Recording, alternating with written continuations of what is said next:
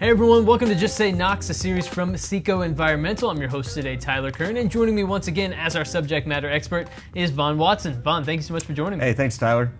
So Vaughn, I know you spend a lot of time out in the field. So what are some of the biggest issues that you run into on a regular basis? Yeah, some of the biggest issues we see are related to ammonia purity and reagent quality. These can cause fouling, plugging, performance degradation of the system, and cause a whole lot of maintenance issues. Right. So you mentioned those things that you see on a regular basis, and that causes, SCR equipment to suffer that performance loss, like you mentioned, right? And so, what are the primary causes of this? What causes the fouling, the degradation, the performance loss, that sort of thing? Yeah. So some of the vectors for plugging are rust in the piping. Specifying the correct grade ammonia is the biggest one. When we talk about reagent purity, in many cases, it's aqueous ammonia that we're talking about. So it's the water content of the aqueous ammonia that causes us the most amount of issues. If you can picture tap water having a lot of calcium, lime, and rust, these things should not be in a reagent grade ammonia system that we're trying to vaporize, because any of those calcium, lime, rust is just going to get left behind and plug things up and cause performance loss. So we mentioned that performance loss. Is that maybe the worst side effect of fouling and that sort of thing? I'll tell you what, the biggest culprits are the biggest victims is the vaporizer fouling, causing lack of vaporization and heat transfer.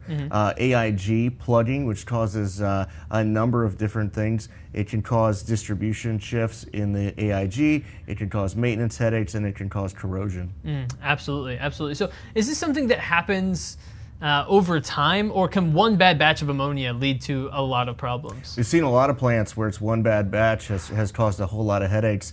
There are some things that over time cause issues like rust formation in the piping. But for us, we've seen some plants recently really struggle with reagent quality.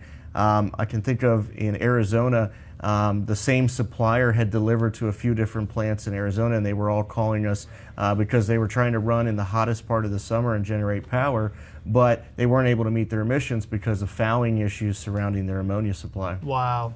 Yeah. That is, when you can trace it back to one source like that, that's and that's again, rough. it's one of those things where purity is so key. Reagent grade ammonia is what we're specifying for our systems, and that's 99.95% NH3 with demineralized water mixed in percent by weight.